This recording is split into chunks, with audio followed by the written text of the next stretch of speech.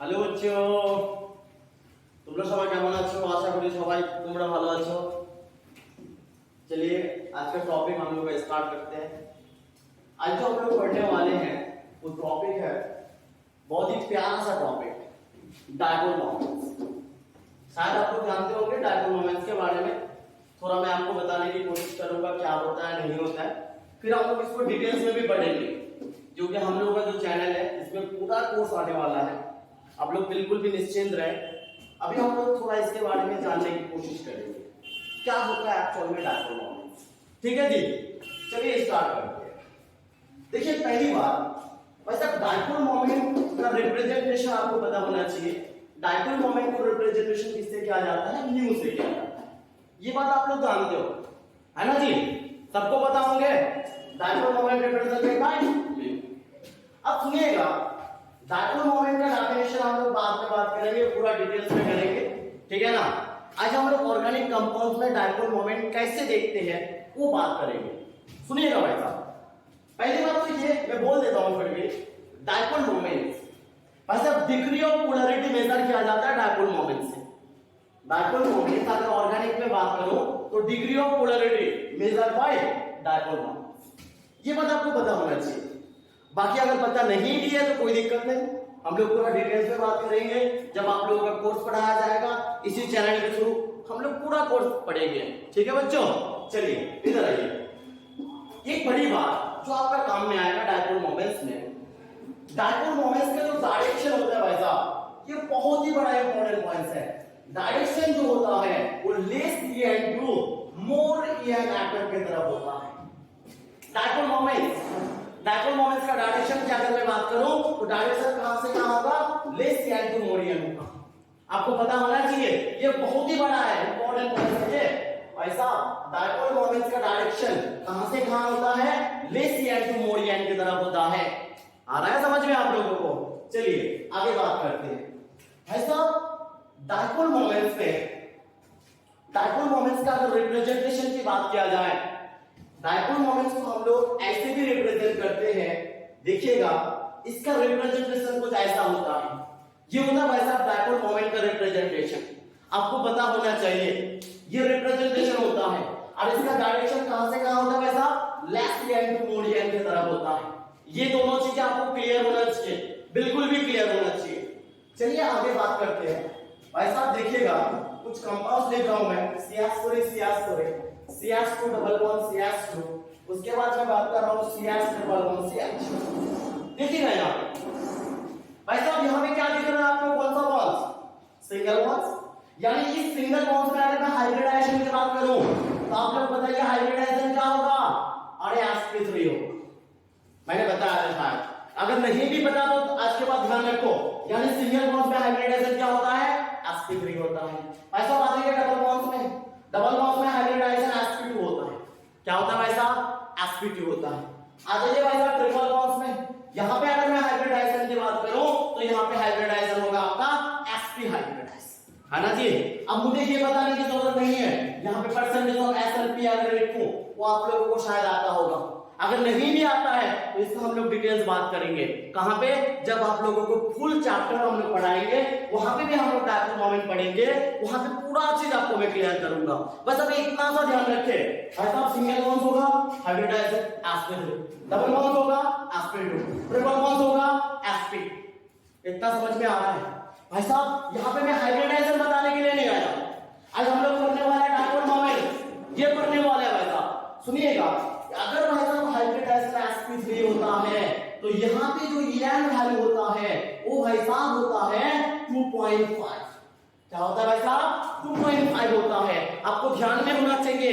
और एक चीज भाई साहब, कार्बन, सिलिकॉन, आयोडीन, इन तीनों का भी भाई साहब ईएन का वैल्यू जो होता है वो 2.5 होता है। कितना होता है बच्चों? 2.5। अच्छा आगे बात करते हैं यहाँ पे sp2, यहाँ पे ईएन वैल्यू जो होता है भाई साहब 2.75 होता है। फिर यहाँ पे बात करते हैं ईएन वैल्यू, ये होता है भाई साहब 3.25। कितना होता है? 3.25 होता है। सुनिएगा डायपोल मोमेंट आपको पढ़ाया जा रहा है, डायपोल मोमेंट का डायरेक्शन बताया मैंने, कहां से कहां? Left hand to more EN. Representation बताया भाई साहब, ऐसे रिप्रेजेंटेशन भाई साहब वहां पे अगर सिंगल बॉन्ड होगा हाइब्रिडाइजर sp3, अगर वहां पे इलेक्ट्रोनेगेटिविटी वैल्यू की बात करें तो 2.5 होगा, यहाँ पे En वैल्यू कितना होगा 2.75, यहाँ पे En वैल्यू कितना होगा 3.25 होगा, कितना होगा 3.25। ये जो चीजें है ना ये बहुत ही ज्यादा इंपॉर्टेंट है ऑर्गेनिक कंपाउंड्स में। अगर आपको डाइपोल मोमेंट चेक करना है तो ये चीजें आपको पता होनी चाहिए। ये चीजें जब तक आपको पता नहीं होगा तो डाइपोल मोमेंट वहां पे आप कैलकुलेट कर ही नहीं सकते। समझ में आ रहा है? अब इनका एप्लीकेशन देखेंगे क्वेश्चन के थ्रू। चलिए एक क्वेश्चन लेते हैं, वहां पे डाइपोल मोमेंट निकालते हैं। कंपाउंड का डाइपोल मोमेंट कितना होगा, 0 होगा या नॉन जीरो होगा। चलिए एक एग्जांपल ले रहा हूं बच्चों, देखिएगा यहां पे C डबल बॉन्ड C, ये रहा आपका CH3, ये इधर ले रहा हूं मैं CH3, ये रहा हाइड्रोजन, ये रहा आपका हाइड्रोजन। एक एग्जांपल ले रहा हूं, ध्यान से देखना है। यहां पे आपको बताना है कि यहां पे डाइपोल मोमेंट 0 होगा या नॉन जीरो होगा, आपको बताना है। अब मैं कैसे बताऊं यहां पे 0 होगा या नॉन जीरो होगा? ऐसा मैंने बता दिया है कि अगर डाइपोल मोमेंट का डायरेक्शन कहां से कहां होता है, लैटिट्यूड टू मोरियन, भाई वही करेंगे, देखना है यहां पे। अच्छा यहां पे एक और चीज ध्यान रखें, ये मैं डिटेल्स बताऊंगा जब चैप्टर पढ़ाऊंगा आपको। भाई साहब अभी इतना सा ध्यान रखें कि कार्बन हाइड्रोजन बॉन्ड का कोई काम नहीं होता है। कौन सा बॉन्ड का भाई साहब? कार्बन हाइड्रोजन बॉन्ड का। क्यों नहीं होता है वो बाद में बात करेंगे, है ना जी। यानी जब भी डायरेक्शन निकाले तो कार्बन हाइड्रोजन बॉन्ड को आपको छोड़ देना है, उसको छोड़ के जो बचेगा उसी बॉन्ड को हम लोग कंपेयर करेंगे। ठीक है बच्चों, यानी डिटेल्स हम लोग कहां पे एनालिसिस करेंगे जब चैप्टर पढ़ाया जाएगा। तो यहां पे देखिएगा भाई साहब, यहां पे ये CH3 है, बॉन्ड C है, यहां पे CH3 है, बॉन्ड C है। अब आपको डायरेक्शन निकालना है, मैंने बता दिया भाई साहब डायरेक्शन कहां से कहां होता है, लैटिट्यूड टू मोरियन। अच्छा बताइए इस कार्बन में अगर En वैल्यू में निकालूं, इस कार्बन में अगर मैं En वैल्यू निकालूं कितना होगा भाई? पहले इस कार्बन का हाइब्रिडाइजेशन निकालो, इस कार्बन का क्या निकालो भाई साहब? हाइब्रिडाइजेशन। अच्छा इस कार्बन का हाइब्रिडाइजेशन क्या होगा? sp3 होगा। कैसे होगा वो शायद आपको आता है, अगर नहीं भी आता है तो हम लोग बात करेंगे। भाई साहब इस कार्बन का हाइब्रिडाइजेशन कितना होगा? sp3। अभी मैंने बताया अगर किसी भाई साहब सेंट्रल एटम का हाइब्रिडाइज्ड स्टेट sp3 हो तो वहां पे En वैल्यू कितना होता है? 2.5 होता है। इसका मतलब यहाँ पे En कितना होगा भाई साहब? En कितना होगा बताइए? 2.5 होगा। En वैल्यू निकाले वहां पे। अच्छा यहाँ पे बात करता भाई साहब इस कार्बन में, अच्छा इस कार्बन में En वैल्यू बताइए कितना होगा? भाई पहले हाइब्रिडाइज निकालो। हाइब्रिडाइज कैसे निकालोगे? ये रहा सिग्मा, ये रहा सिग्मा, ये रहा सिग्मा, भाई साहब 3 सिग्मा, 3 सिग्मा का मतलब हाइब्रिडाइजेशन क्या होगा? अरे मैंने कल बताया था आपको 3 सिग्मा मतलब हाइब्रिडाइजेशन sp2। अरे भाई साहब अगर sp2 हाइब्रिडाइज होगा तो वहां पे बताइए En वैल्यू कितना होगा? अरे कितना होगा? 2.75 होगा। इसका मतलब इस कार्बन की अगर मैं बात करूं तो यहाँ पे En वैल्यू कितना है भाई साहब? 2.75 है। दिख रहा होगा आपको, ये रहा आपका 2.5, ये रहा 2.75। बताइए छोटा कौन है बड़ा कौन है भाई साहब? ये बड़ा ये छोटा। इसका मतलब डायरेक्शन भी आपको पता है कहां से कहां होता है, लैटिट्यूड टू मोरियन। इसका मतलब यहां पे जो डायरेक्शन होगा कुछ ऐसा होगा, ऐसा ही होगा ना जी। डायरेक्शन की अगर मैं बात करूं तो ये होगा ना लैटिट्यूड टू मोरियन। भाई डाइपोल मोमेंट का डायरेक्शन कहां से कहां होता है, लैटिट्यूड टू मोरियन होता है। तो यहाँ पे भाई साहब ये रहा ये En वैल्यू 2.5, ये रहा 2.75, तो ये कम है ये ज्यादा है। और मैंने पहले ही कहा है भाई साहब डाइपोल मोमेंट का डायरेक्शन लैटिट्यूड टू मोरियन होता है। तो आपने डायरेक्शन निकाल लिया भाई, निकाल लिए ना। अब यहाँ पे आप देखिएगा कार्बन हाइड्रोजन बॉन्ड तो नहीं भाई, उसको तो कर ही नहीं सकते। आपको बचा ये बचा भाई साहब, ये बचा भाई, ये बचा ना। यहाँ पे अगर डायरेक्शन निकालो तो कुछ ऐसा होगा क्या? अरे कुछ ऐसा ही होगा, दोनों तो सेम ही है भाई, ऐसा ही होगा ना। यानी यहाँ पे डायरेक्शन की अगर मैं बात करूं तो यहाँ पे भी डायरेक्शन क्या होगा, ऐसा होगा। अब देखिएगा हम लोगों ने डायरेक्शन निकाल लिया भाई, क्या निकाल लिए? डायरेक्शन निकाल लिए। अब बताइए ये दोनों डायरेक्शन का ये दूसरों को कभी ऑपोज कर सकता है? अरे ऑपोज कर सकता है क्या? ये दोनों कभी क्या एक दूसरे को कैंसिल आउट कर सकता है?